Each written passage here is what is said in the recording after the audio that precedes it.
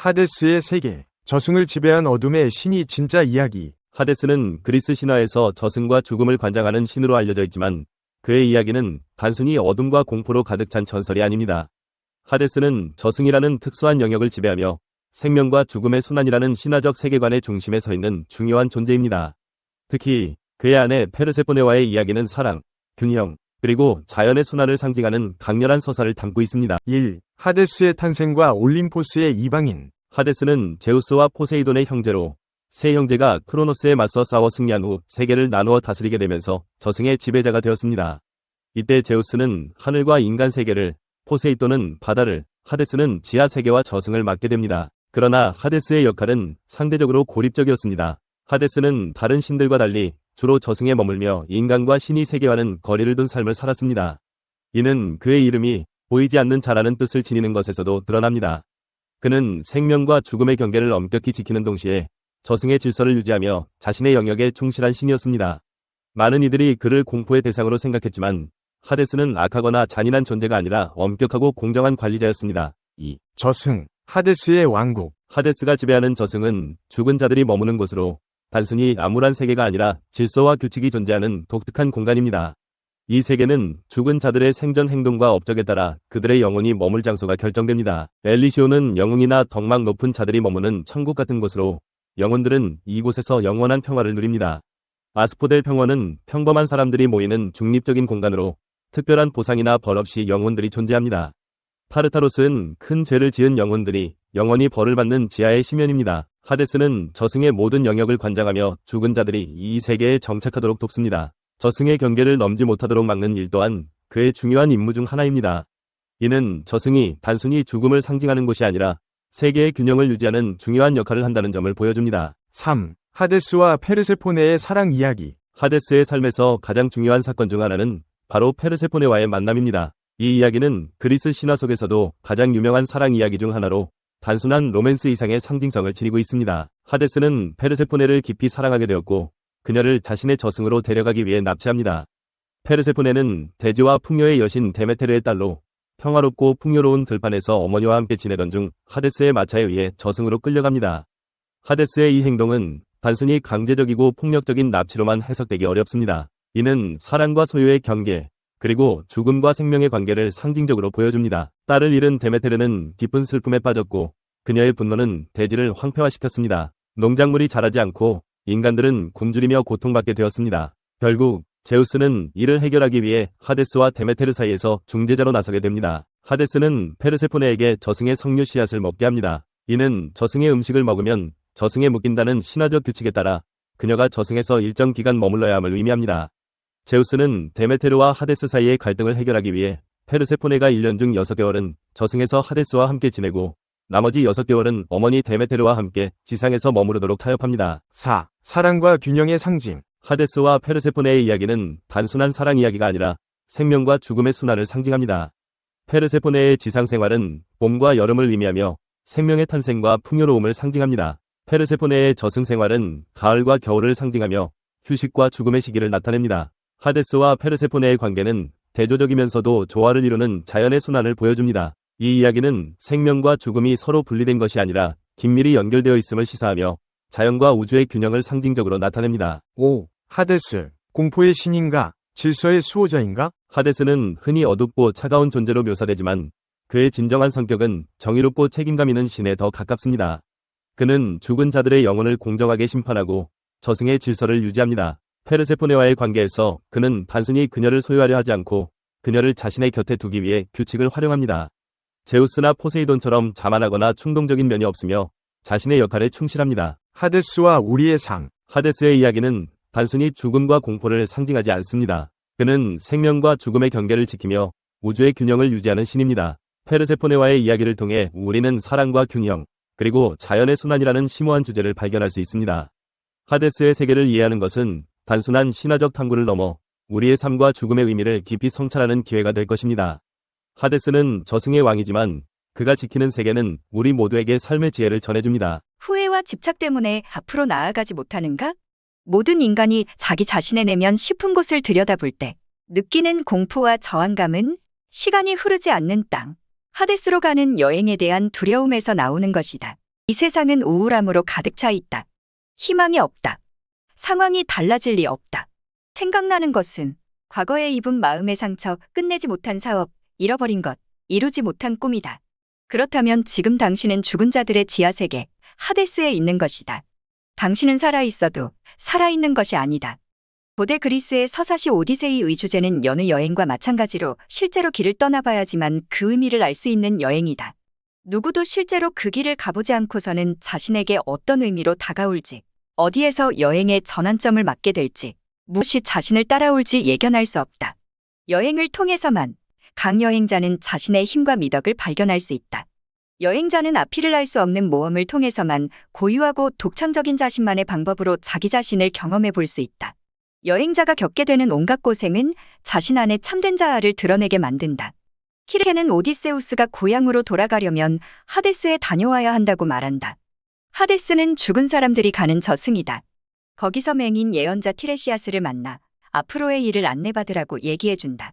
키르케는 하데스에 가면 죽은 자들이 오디세우스를 덮칠 것이라고 경고한다. 죽은 자들로부터 자신을 지키려면 경계를 표시하기 위해 구덩이를 파고 수컷과 암컷 양을 각각 한 마리씩 잡아서 그 피를 받아 두라고 알려준다. 죽은 자들이 원하는 것은 오직 피뿐이다. 오디세우스는 어느 영혼이 피를 마실지를 결정할 수 있다. 피 마신 영혼은 말을 할 수 있고 나머지는 사라질 것이다. 다음 날 아침 오디세우스는 두려움에 떨며 하데스를 향해 배를 띄운다. 키르케에게 들은 대로 구덩이를 파고 양의 목을 베어 피를 받아둔 뒤 안전한 곳에 서 있었다. 티레시아스의 유령이 형체를 드러냈고 잔에 담긴 피를 벌컥벌컥 마신 뒤 오디세우스에게 다음과 같이 조언한다.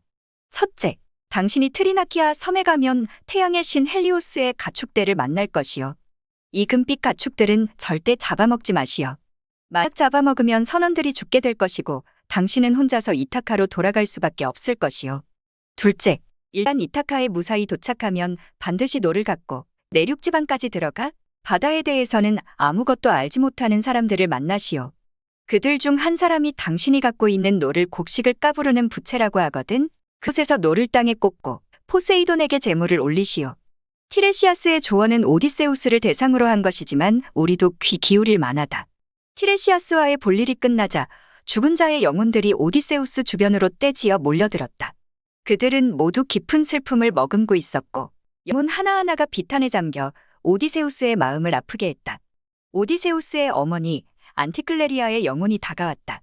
오디세우스는 어머니가 죽었다는 사실을 모르고 있었다. 그의 어머니는 돌아오지 않는 아들을 기다리다가 마음의 병을 얻어 죽은 것이었다. 어머니는 피를 조금 마시고는 고향의 소식을 들려주었다. 그는 온 마음을 다해 어머니의 명복을 빌었고 영원한 작별을 고했다. 이번에는 트로이에서 전사한 동지들이 다가왔다. 그들 각자는 자신이 이루지 못한 꿈과 회한에 사로잡혀 있었다. 아가멤논은 트로이에서 그리스로 돌아왔을 때 아내와 정부에게 살해당했다. 그는 자신이 죽었는데도 복수하겠다는 일념을 버리지 못하고 있었다. 이름난 전사인 아킬레우스는 짧지만 영광스러웠던 자신의 삶을 애도했다. 그는 후회에 가득 차서 죽은 자 가운데 왕이 되기보다는 찢어지게 가난한 농부의 노예가 되더라도 이름 없는 보통 사람으로 오래 살아보고 싶다고 했다. 그 다음에는 용맹한 아이아스가 모습을 드러냈다. 그러나 그는 아직도 아킬레우스가 죽은 후 그의 갑옷을 차지하기 위해 했던 시합에서 오디세우스가 자신을 이긴 것에 대해 매우 화가 나 있었기 때문에 자신의 오랜 친구와 이야기를 나누고 싶어 하지 않았다. 그는 자신이 당한 모욕을 견디지 못해 스스로 목숨을 끊었다. 그는 사후 세계에서조차 자신의 명예와 관련된 원한을 풀려고 하지 않았다. 하데스에 갇혀있는 모든 영혼들은 자신만의 이루지 못한 소망을 되새기며 지내고 있었다. 그것은 하데스이고 자신들은 이미 죽었는데도 말이다. 자신이 살지 못한 삶에 사로잡히고 집착해 희망을 잃고 과거에 붙들려 있었다. 자신이 받은 상처를 받아들이지도 못하고 더 앞으로 나아갈 힘도 잃었다. 정신분석학자는 다음과 같이 해석했다. 정신적 상처는 유용하게 다시 해석되기를 거부하는 개인적 경험이다. 상처는 신념과 마찬가지로 시간을 멈추게 한다. 하데스에서는 시간이 흐르지 않는다. 과거를 다시 해석하지 않는다. 영혼이 오랜 정신적 상처에서 벗어나 현재로 돌아올 기회가 주어지지 않는다. 지옥은 불과 유황이 타오르는 곳이 아니다. 그보다 나쁜 곳이다. 그곳은 우리가 지난날에 대한 후회와 이루지 못한 꿈, 질투심, 탐욕과 갈구로 지쳐가는 곳이다. 하데스는 삶을 질투하는 사람들의 영역이다. 진정한 삶을 살아가는 사람들을 질투하고 자신이 했던 잘못된 선택을 한탄하는 곳이다. 이러한 집착이 죽은 자 또는 우리 안의 죽은 부분을 앞으로 나아가지 못하게 막는다. 이 집착이 그들을 지옥에 머무르게 만든다. 하데스는 이루지 못한 소망에 대한 후회의 땅이다. 우리는 누구나 이곳에 몇 번쯤은 들르게 된다. 그러나 단순히 들르는 것뿐 아니라 하데스에 갇혀버린 영혼들은 상실감과 이루지 못한 꿈을 떠올리며 비탄에 잠긴 상태로 일생을 보낸다. 큰 실수나 가혹한 운명이 남긴 아픔에 고통스러워한다. 하데스에 갇혀 지내는 모든 영혼들이 그러하듯이 그들은 자신이 이 세상에서 가장 불행하고 자신만이 특별히 저주를 받았으며 비참함이 이루 말할 수 없고 구제불능이라고 생각한다. 이 역전의 용사들은 자신의 상황을 우울한 것 이상으로 받아들였다. 그들의 삶은 빛을 잃었다. 그들에게는 아무런 희망도 현재 상황을 개선할 힘도 없었다. 그들은 세상이 자신을 부당하게 취급했다고 믿으며 고통스러워했다. 이러한 상황은 끝도 없이 계속됐고 빠져나갈 길을 찾을 수도 없었다. 오늘날 우리는 이런 사람들을 우울증 환자라고 부른다. 그들에게 필요한 덕목은 평정심이다.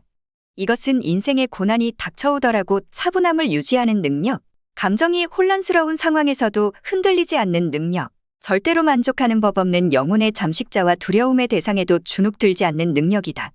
하데스로 향하는 사람들에게 필요한 것은 키케가 오디세우스에게 가르쳐준 대로 경계를 짓는 구덩이, 즉 감정의 소용돌이와 할 말이 많은 영혼들을 대면하고도 침착함을 유지하도록 해주는 안전한 장소다.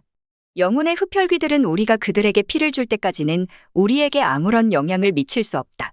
너무 많은 피를 주면 그들은 자신의 요구를 들어달라며 우리를 끝까지 몰아붙일 것이다. 잘못된 상대에게 피를 주면 우리가 원하지도 않는 감정의 소용돌이에 휘말리게 될 것이다. 하데스에 들르려면 어떤 영혼에게 피를 주어야 할지, 어떤 영혼들을 멀리 내쫓아야 할지 잘 판단해야 한다. 이 판단은 그때그때의 충동에 따라 할 것이 아니라 여러 가지를 잘 살펴서 신중하게 내려야 한다. 우리 인생에서 여신 키르케는 여러 가지 모습으로 나타날 수 있다. 키르케는 현명한 지도자, 치유자, 성직자, 후견인, 작가, 주술사 등의 모습으로 나타날 수는 있지만 영혼의 스승다운 외관으로 나타나지는 않을 것이다. 키르케가 어떤 방식으로 나타나든지 간에 임무는 같다. 우리 자신의 하데스로 가는 길을 가르쳐주는 것이다. 키르케는 우리가 우리 마음속에 채우지 못한 욕망과 회한, 이루지 못한 꿈, 자신의 이야기를 들어주기를 원하는 죽은 부분을 대면할 수 있도록 돕는다. 우리는 그 절규하는 영혼들 중 어느 영혼에게 피를 줄지 선택해야 하며 선택한 후에는 그들과 화해하고 앞으로 나아가야 한다. 다음과 같은 상황에 있다면 당신은 죽은 자들의 지하세계, 하데스에 있는 것이다. 이 세상은 우울함으로 가득 차 있다. 사람들에게 희망이 없다. 그들은 자신의 상황이 달라질 리 없다고 생각한다.